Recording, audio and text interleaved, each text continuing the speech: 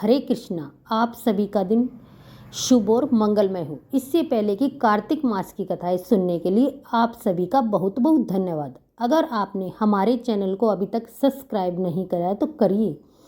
अगर आप पहली बार हमारे चैनल पर यह कथा सुन रहे हैं तो इस कथा को सुनने के बाद पिछले सभी अध्याय भी जरूर सुनिए। कार्तिक मास भारतीय सनातन संस्कृति में सबसे अधिक पुण्यदायी माना गया है और इस मास का हर दिन हर क्षण साधक को धर्म, भक्ति और मोक्ष के पद पर अग्रसर करता है। 7वां दिन की कथा विशेष रूप से भगवान श्री विष्णु की कृपा से जुड़ी है, जो संसार की मोह माया से मुक्त होकर आत्मा को शांति और मोक्ष का मार्ग दिखाती है। इस दिन का पूजन और कथा श्रवण जीवन के अंधकार को मिटाकर ईश्वर के प्रकाश में लाने वाला होता है। और आज की इस कथा से यही शिक्षा मिलती है कि जीवन की अच्छाई, सफलताओं से परे सच्चा आनंद और शांति केवल भगवान की आराधना और आत्मा की मुक्ति में ही है। जो व्यक्ति सच्चे मन और आस्था से इस दिन की पवित्र कथा को सुनता है, वह जन्म मृत्यु के चक्कर से मुक्त होकर अंत में मोक्ष की ओर बढ़ता है। एक बार की बात है, राधा रानी को एक सर्प ने काट लिया। राधा जी की सारी सखियां दौड़ी दौड़ी माँ के पास आई और कहने लगी, माँ चलकर देखिए अपनी बेटी को, देखो एक काले सांप ने उसे डस लिया। और राधा के सिर से दोनी गिर गई और वह बेहोश हो गई। वह उसके विष को उतारने के लिए किसी गुणी को बुलाना पड़ेगा। माँ ने सुना तो डर गई और रोते रोते राधा जी को अपने हृदय से लगा लिया।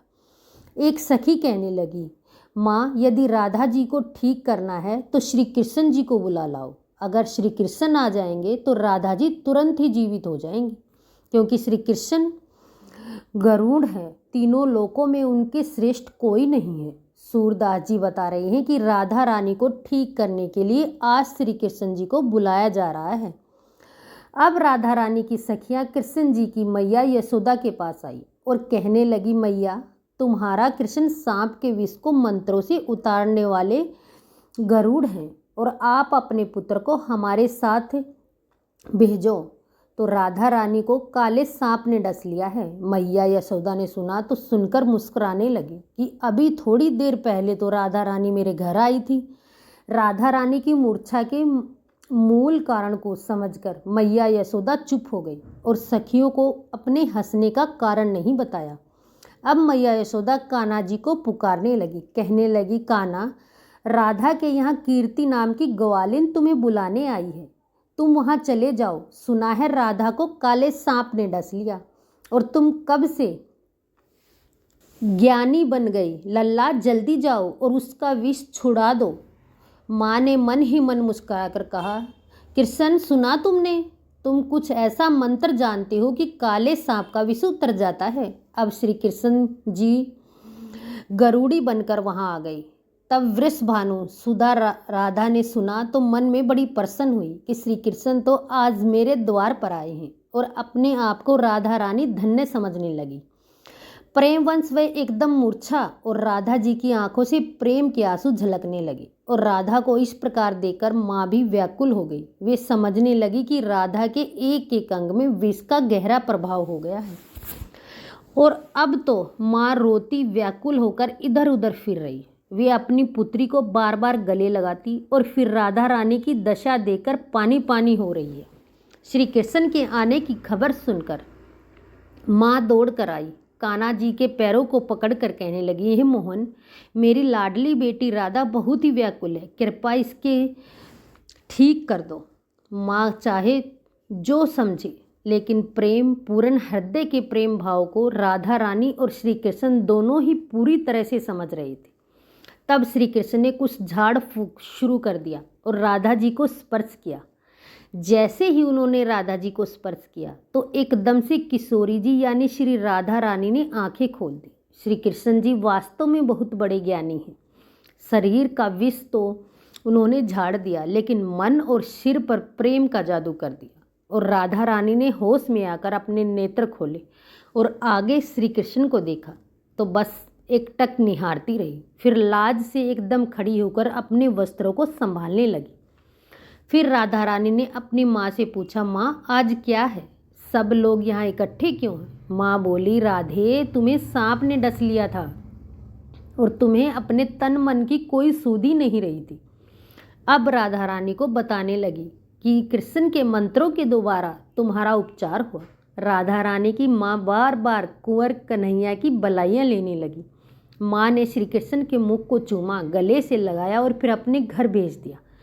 वह कहती है कि माँ यशोदा की कोख धन्य है जिसने श्री कृष्ण जैसे सुपुत्र का अवतार हुआ। इन्होंने तो तुरंत ही ऐसा उपाय कर दिया कि मेरी बेटी को जिंदा कर दिया। अब माता मन ही मन सोचने लगी कि राधा कृष्ण की ये जोड़ी तो मानो भगवान ने सोच समझकर बनाई है। ब्रज के घर घर में अब यह चर्चा चल पड़ी कि श्री कृष्ण जी बहुत बड़े ज्ञानी हैं और भगवान ने इस तरह से और भी बहुत सारी सुंदर प्रेम लीलाएं ब्रज में की हैं। अब सुनिए आज का अध्याय।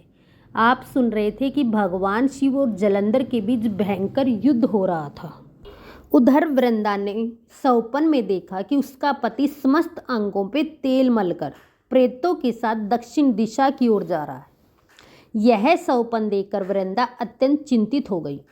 उसने व्याकुल मन को शांत करने के लिए वह महल, अटारी, गौशाला और वाटिका आदि पर घूमने लगी, लेकिन उसे कहीं भी शांति नहीं मिली। तब वह एक वन में दूसरे वन में जा पहुंची। वहां उसने सिंह जैसे मुख वाले 2 राक्षस देखे। उन्हें देखकर वह सहसा भयभीत हो गई और एकदम वहां से भाग खड़ी हुई। आगे जाकर उसने एक तपस्वी और उनके एक शिष्य को देखा और उनसे अपनी रक्षा करने के लिए प्रार्थना करने लगी। वृंदा की विनय सुनकर मुनि ने एक हुंकार से ही उन दोनों राक्षसों को भगा दिया। वृंदा ने विनय पूर्वक मुनि से कहा, हे मुनि, मेरे पति जलंधर और महादेव जी में घोर युद्ध हो रहा है। उसमें विजय किसी की होगी बताने की कृपा करें, क्योंकि आप तो अंतर्यामी हैं, आप सब कुछ जानते हैं।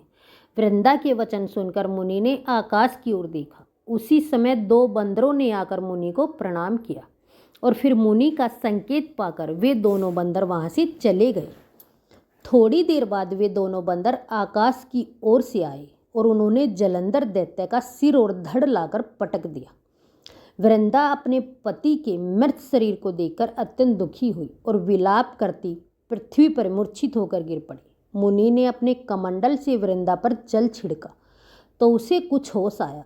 तब वह फिर से विलाप करती हुई मुनि से कहने लगी, हे मुनि, जिसने देव, गंधर्व और विष्णु सहित तीनों लोकों पर विजय प्राप्त की, तब शिव के हाथों से कैसे मारा गया आप तो सब जानते हैं। इसलिए किसी प्रकार मेरे पति को फिर से जीवित कर दिए।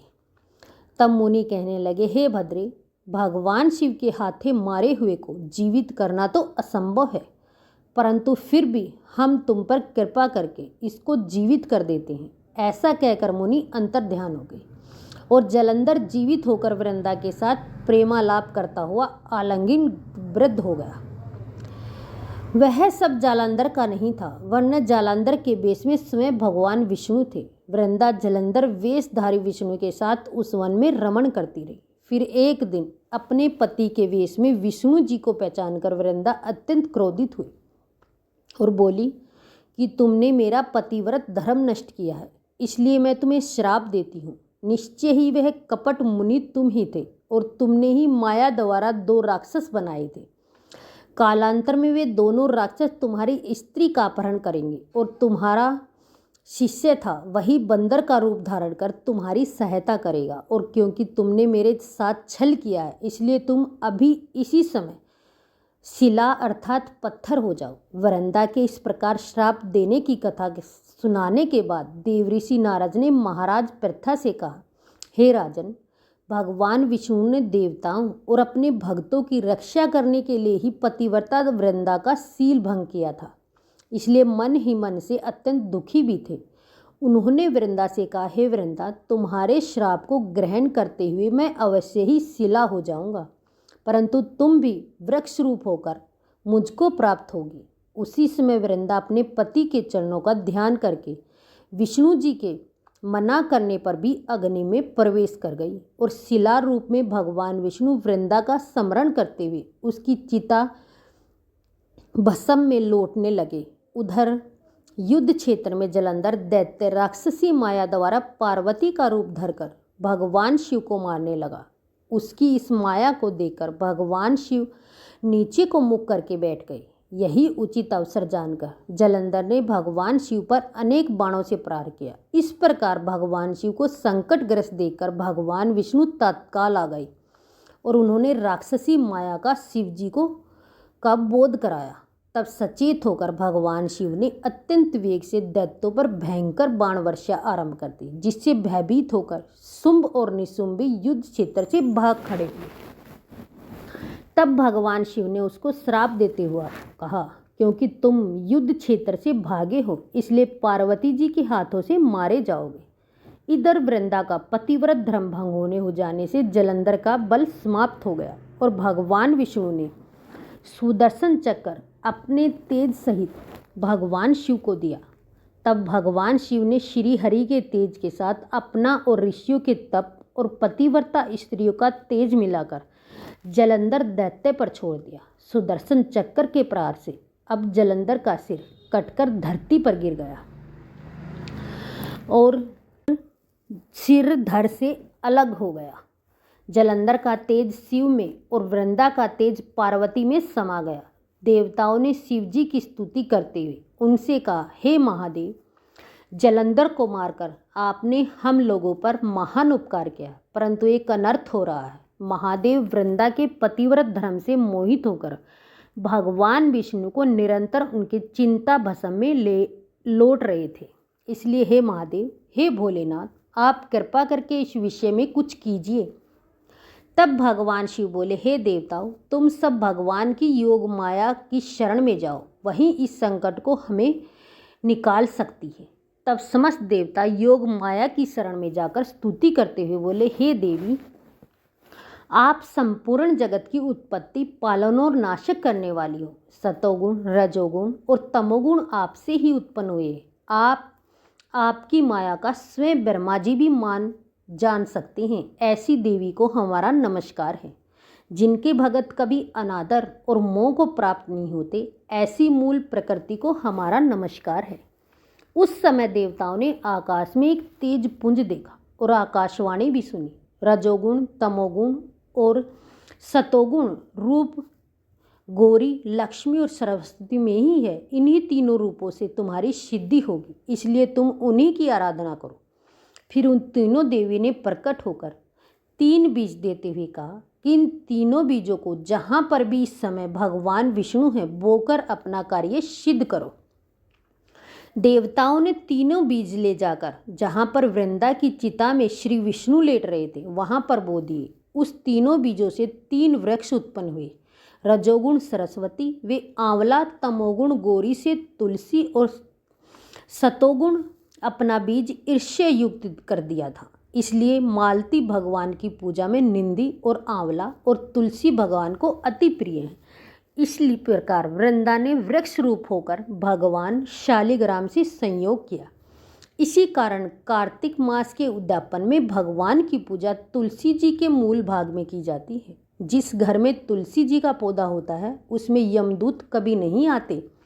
नर्मदा और गंगाजल और तुलसी जी का पूजन से तीनों कार्य समान है। हे मनुष्य, चाहे कितना ही पापी क्यों ना हो, प्राण निकलते समय मंजरी सहित तुलसी दल जिसके कंठ में होता है वह पाप मुक्त होकर सीधा बैकुंठ को प्राप्त होता है। जो मनुष्य अपने पितरों का श्राद्ध तुलसी और आंवले की छाया में करता है उसके पितृगण मोक्ष को प्राप्त हो जाते हैं। जो मनुष्य मंजरी युक्त तुलसी दल और आंवले का फल मुख में रखता है वह साक्षात विष्णु जी के समान, और जो मनुष्य कार्तिक मास में रुद्राक्ष की माला धारण करता है वह धर्म, अर्थ, काम और मोक्ष को प्राप्त होता है।